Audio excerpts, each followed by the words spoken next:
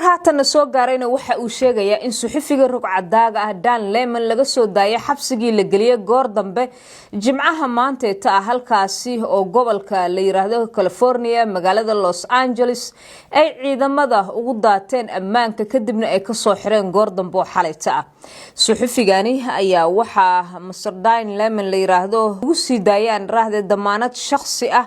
oo asaga aqoontiisa ah kadib markii loo ogolaaday xataa inaan la kormeereynin ama ilaalo joogto ah oo toos aan lagu heen doonin garsooraha ayaa waxa uu dalbanayaa in uu fasax u helo bisha June ay nagu soo socoto inuu iskiis u safri karo asagoo tagi doona dalka Faransiiska haddaba eedeymaha loo heystay suxufigan maxaa uu yahay marka hore wariyahan ayaa waxa lagu heystay eedeymo la xiriira ka gadaal markii uu faragelin ku sameeyay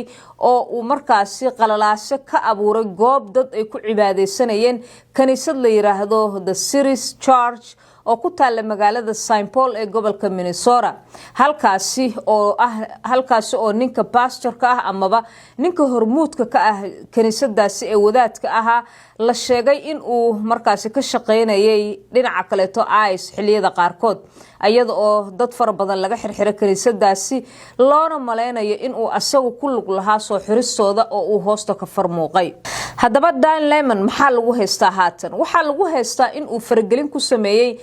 goob cibaado ee ka socoto oo dad sida dastuurka dalka Mareykanka uu u ogolaaday sharci kamid ah sharciyada ku qoran in ay cibaadeysan karaan ayadoon la faragelin lana carqaladeynin uu carqaladeeyay waxaana dibadbaxyo xoogan ay ka socdeen toddobaadadii ugu dambeeyay kaniisadaasi ayada oo dadku ay ka soo horjeedeen sida dad cibaadeysanaya looga qabqabtay isla markaasina ninka hormuudka ka ah ee wadaadka ah uu yahay nin laba face ama laba waji leh oo dhinacna ka ah ICE dhinacna wadaadka ah oo dadka tujinayay Dan Lemon waxa uu kamid ahaa dibadbax toddobaadkii hore dad xoogan ay ku tageen halkaasi inkastoo asagu uu sheegay in dibadbax uu kamid ahayn sida sharciga uu yahayna asaga qareenkiisaba ay qireen in uu ka soo report gareynay ama warar uu halkaasi ka soo diyaarinayay ayada oo dhinaca kale wasaaradda cadaaladda iyo haweeneyda la yiraahdo Pam Bondi oo iyada xeer ilaaliyaha guud ah dacwad oogaha guud ah isla markaasina dacwooyinka ku oogeysay dadka dib loo xirxiray ee ku eedeysay Dan Lemon in uu sameeyay xadgudub kamid ah xadgudubyada aan la ogoleen in lagu sameeyo dadku markay cibaadeysanayaan si kastaba ha ahaatee haatan waa la soo daayay inkastoo aqoonistiisa iyo in asaga shakhsiyan uu isu furtay lagu soo daayay hase yeeshee dacwadiisa iyo arrimaha la xiriira daba jooggeeda way sii socon doontaa ayadoo sida la sheegay wax culeys ah aan lagu saari doonin iyo xadidaad dhinaca dhaqdhaqaaqiisa ah wariyahan suxufigan ayaa waxa uu kamid ahaa wariyaasha waaweyn ee dalkan Mareykanka 30 sano ugu dambeysay ayadoo si weyn codkiisa iyo muuqiisaba loogu xasuusto CNN-ka oo muddo ka soo shaqeynayay inkastoo haatan uu iskiis u shaqeysto oo uu yahay nin YouTube-ka iyo qaybaha baraha bulshada ka soo gala oo dadka halkaasi kala hadla hadaladiisa inta badan ayaa hadaba waxa xusid mudan inay u janjeereen dhinaca dadka ka soo horjeeda ICE si weyn gaar ahaan gobolka Minnesota oo daqiiqad walba wararkeeda uu soo rogayay kaliya maaha hadaba xarga asaga kaliya Dan Lemon ee maanta oo jimcaha gobolka Illinois magaalada Chicago waxa lagu xirxiray ilaa iyo 7 qof kuwaasi oo dibadbaxyo ka qayb galay gobolkaasi ka dhacay loogana soo horjeeda ICE magaalada Minneapolis ama magaalooyinka mataanaha ee gobolka Minnesota waxa maanta sidii duhurnimada uu bilowday ilaa iyo haatan waqti dhow ka soconaya dibadbaxyo cadaalad lagu raadinayo iyo in ICE ay ka baxdo gobolkaasi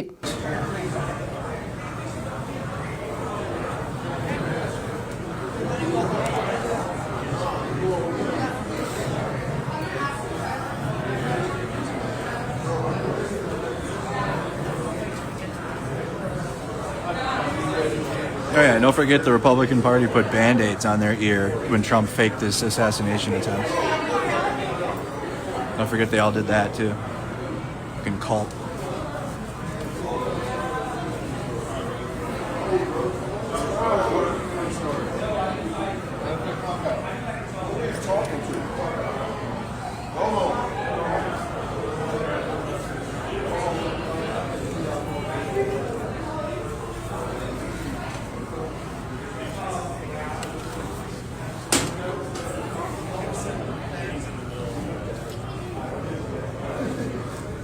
Sorry. sorry. You're good. One of this side. This is the other side still people. maalinta berri ah oo sabti ah waxaa dhici doona dibadbaxa ugu ballaaran oo ka dhacaya guud ahaanba gobolada gaar ahaan magaalooyinka waaweyn ee dalkan Mareykanka kuwaas oo looga soo horjeedo ICE lana sheegay in lagu barbar istaagayo dhinaca kaleeto gobolka Minnesota hay-adda FBI-da iyo wasaaradda cadaaladda ayaa waxay isku dayeen in ay sida ay sheegeen maanta baaritaan ay ku sameeyaan xogaha la xiriira oo ay dadweynaha u furaan sida uu dhacay dilkii wiilkii Alex Berry balse waxaa taasi ku hor yimid oo u arkaya baaritaano aan cadaalad ahayn maamulka gobolka Minnesota iyo meeyarada magaalooyinka gobolkaasi kuwaasi oo sheegay in dawladda dhexe marnaba aysan aqbalayn inay arrintan soo farageliso loona baahan yahay baaritaan madax bannaan oo lagu kalsoonaan karo cadaaladana u dhow si kastaba ha ahaatee gobolkaasi Minnesota ayaa waxa uu sii quusayaa xasaradaha la xiriira dibadbaxyada xoogan ee ka dhacaya halkaasi iyo ICE oo wali halkaasi ku sugan waxa xusud mudan isla shalayto in ninka haatan madaxweyne Donald Trump uu gobolkaasi u magacaabay Thomas Homan uu qabtay shirkiisa jaraa'id ugu horeeyay oo uu kaga hadlay sida uu rabo in uu xaaladda gobolkaasi ugu soo dabaalo deganaanshiyo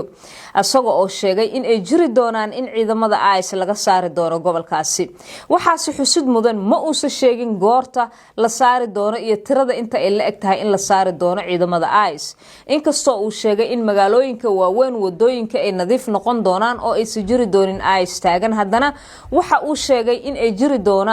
goobo bartilmaameed oo ay tagi doonaan haddii ay noqoto ayuu yiri dhinaca xabsiyada ay ku xirxiran yihiin dadka iyo sidoo kale goobaha sida gaarka ah loogu tuhmay ayuu yiri dadka aanan haysanin sharciyada hase yeeshee xadgudubyada geystay oo dambiyada hore wadankan uga geystay si kastaba ha ahaatee dadka reer Minnesota ee dibadbaxyada dhigaya toddobaadyada ee qaarkood dadka laga dilay iyo guud ahaanba gobolkaasi maamulkiisa warkoodu waa uu cad yahay waxa ayna ku celcelinayaan mar walbaba in ICE ay doonayaan in ay gobolka ka baxdo si nabadgelyada iyo ammaanka ganacsiga loo soo celiyo waxa xusid mudan in ganacsiga goobihii waxbarashada iyo dhaqaalihii gobolkaasiba saameyn ay ku yeesheen howlgallada xoogan ee ICE ay ku joogaan halkaasi in ka badan 3,000 oo ciidamada ICE ayaa gobolkaasi jooga waxaana jirta in bariyihii ugu dambeeyay inkastoo hadda codkiisa uu bedelay madaxweyne Donald Trump uu qudareynaya in uu tiro hor leh oo ciidamadaasi uu halkaasi u diro